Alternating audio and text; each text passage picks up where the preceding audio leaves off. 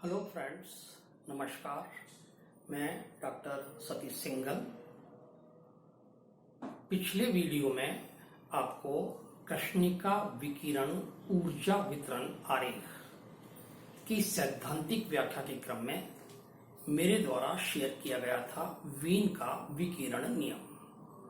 ध्यान माना चाहिए कि वीन का विकिरण नियम लघु तरंगदैर्घ्य परास के लिए कृष्णिका विकिरण के प्रायोगिक आरेख की सैद्धांतिक व्याख्या करने में सफल हुआ था, लेकिन उच्च तरंगदैर्घ्य परास के लिए यह नियम प्रायोगिक आरेख की व्याख्या नहीं कर सका। तो इसी क्रम में चिरसमझ सिद्धांत का उपयोग कर वैज्ञानिक रेले जीन्स द्वारा एक विकिरण प्रतिपादित किया गया। मूलतः वैज्ञानिक रेले जीन्स द्वारा प्रतिपादित यह विकिरण नियम अप्रगामी तरंगों की संरचना और निर्माण की अवधारणा को उपयोग में लेते हुए मैक्सवेल बोल्ट्जमान ऊर्जा संविभाजन नियम पर आधारित है। वैज्ञानिक रेले और जीन्स ने कृष्णिका को एक घनाकार कोटर के रूप में माना। ऐसी घनाकार कोटर जिसकी प्रत्येक भुजा की लंबाई स्मॉल ए, दैट मीन्स जिसका आयतन ए है, तथा यह व्यक्त किया कि जिस प्रकार से घनाकार कोटर में परावर्तक दीवारों के मध्य तरंगें निश्चित तरंगदैर्घ्य की अप्रगामी तरंगों का निर्माण करती हैं, उसी प्रकार कोटर की आंतरिक दीवारों में विद्यमान परमाणुीय दोलक विकिरण तरंगों का उत्सर्जन करते हैं और अप्रगामी तरंगों का निर्माण करते हैं। ओके, इस आधार पर यदि मैं किसी अप्रगामी तरंग के लिए एक समीकरण लूं, y = a साइन के vector dot are vector cos omega T, तो यह के तरंग संचरण नियतांक है और तरंग फंक्शन सदिश है, जिसके यदि x, y और z दिशा में घटक क्रमशः i कैप के x प्लस j कैप के y प्लस k कैप के z हो, घटक हो के x के y के z, तो फिर हम इस रूप में लिख सकते हैं, या के स्क्वायर इक्वल टू होगा के एक्स स्क्वायर प्लस के वाई स्क्वायर प्लस के जेड स्क्वायर से समीकरण नंबर 1। वैज्ञानिक रेले और जीन्स का बेस था कि यदि अप्रगामी तरंगों के निर्माण में कंपन विधाओं का संख्या घनत्व या कंपन विधाओं की संख्या ज्ञात कर ली जाए तो ऊर्जा संविभाजन का उपयोग करके ऊर्जा वितरण नियम प्रतिपादित किया जा सकता है। तो यह हमारा प्रयास कंपन विधाओं की संख्या ज्ञात करने के लिए है। तो जैसे कि अपन जानते हैं, एक विमीय है, यदि मान लीजिए ये स्मॉल ए भुजा का घनाकार कोटा जिसमें एक दिशा में अप्रगामी तरंग का निर्माण से इस प्रकार से हो रहा है। ध्यान माना चाहिए कि दृढ़ सिरों पर हमेशा निस्पंद बनते हैं, तो नेचुरल की यहाँ ये दूरी क्रमागत दो निस्पंदों के मध्य की दूरी लैम्डा अपॉन 2 के इक्वल टू होगी, जो कि लंबाई a के बराबर होगी, अर्थात लैम्डा इक्वल टू 2a। तो फिर तरंग संचरण नियतांक k इक्वल टू 2 पाई बटे lambda, that is pi upon a। इसी प्रकार यदि मान लीजिए दो अप्रगामी तरंगों का निर्माण हो रहा हो, तो नेचुरल है कि यहाँ 2 lambda upon 2 equal to a, that is lambda equal to a, k equal to 2 pi upon lambda equal to 2 pi upon A. का मतलब हुआ कि यदि किसी एक दिशा में अप्रगामी तरंगों में निर्मित होने वाली अप्रगामी तरंगों की संख्या nx हो, तो kx इक्वल टू लिखा जा सकता है nx pi upon A, ky equal to ny pi upon A और K Z equal to N Z pi upon A. तो यदि के एक्स, के वाई, के जेड के ये मान समीकरण 1 में रखे जाए तो मुझे मिलेगा K square equal to n x square plus n y square plus n z square pi square upon a square. ध्यान रहे कि यहाँ nx, ny, nz घनाकार कोटर में x दिशा में कंपन विधा अप्रगामी तरंगों की संख्या that is nx equal to 1 2 3 4 N Y दिशा में कंपनों की संख्या, एन जेड दिशा में कंपनों की और अप्रगामी तरंगों की संख्या है।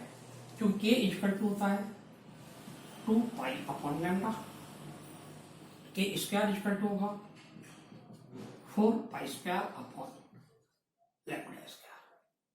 यदि मैं न्यू के रूप में व्यक्त करूं तो K equal to 2 pi nu upon c, that is 4 pi square nu square upon c square.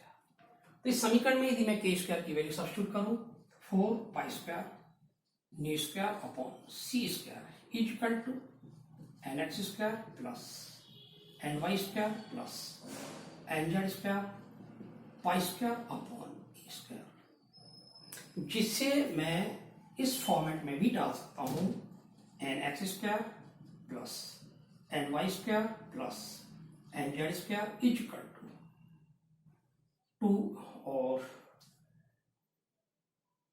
Pi square से पाई स्क्वायर कैंसिल 4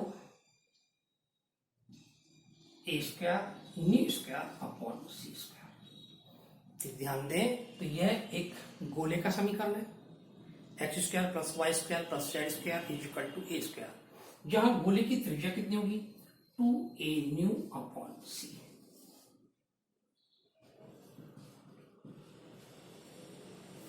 गोले का आयतन कितना होगा 4/3 पाई 2a न्यू अपॉन सी का होल क्यूब। ओके, तो वैज्ञानिक क्रेले और जीन्स के इस सिद्धांत के अनुसार एन एक्स एन वाई और एन जेड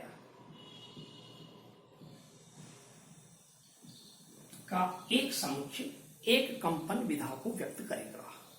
जब n x n y n z के मान 1 2 3 धनात्मक मान है तो स्पष्ट है कि इस 0 से न्यू आवर्ती परास के लिए इस गोले के आयतन के 1/8वें भाग में जितने भी बिंदु होंगे वो कंपन विधाओं की संख्या को व्यक्त करेंगी। इस प्रकार कंपन विधाओं की संख्या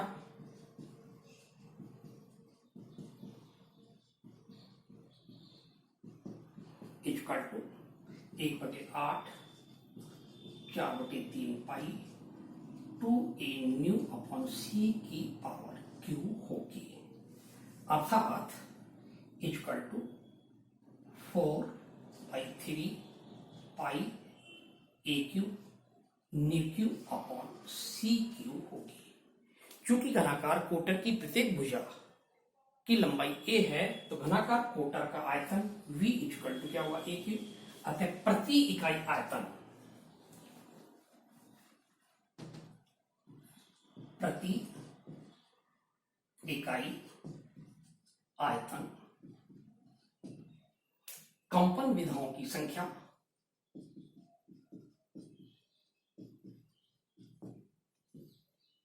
अर्थात संख्या घनत्व क्या होगा 4/3 pi nu cube upon C cube.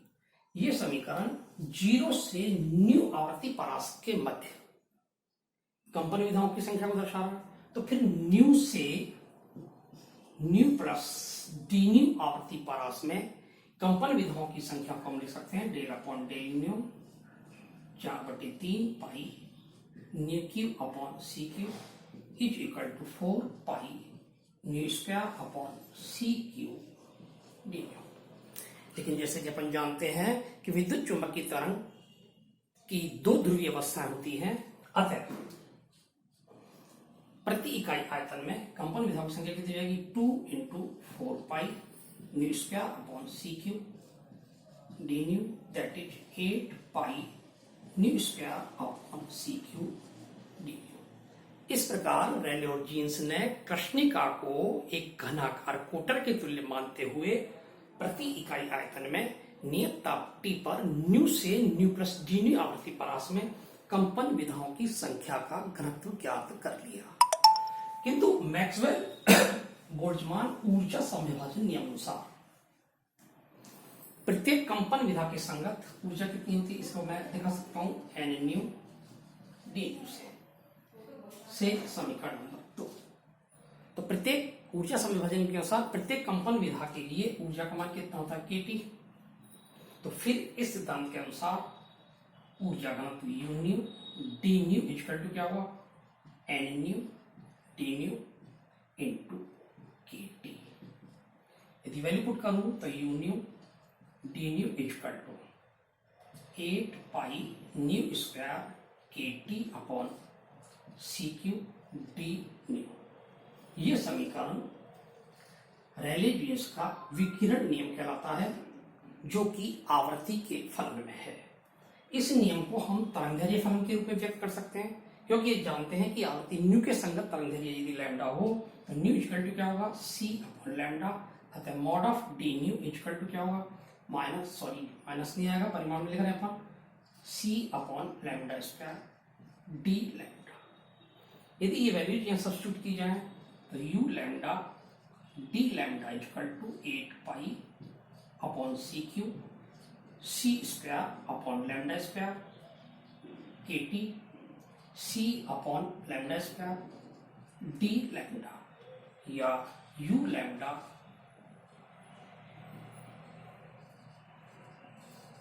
D lambda equal to 8 pi upon lambda की पावर 4 kT डी लैम्डा। ये समीकरण तरंगदैर्घ्य की परास में या तरंगदैर्घ्य के फलन में रेले जीन्स का विकिरण नियम कहलाता है। जब इस नियम का उपयोग करके कृष्णिका विकिरण के प्रायोगिक आरेख की सैद्धांतिक व्याख्या की गई तो पाया गया कि यह नियम केवल उच्च तरंगदैर्घ्य परास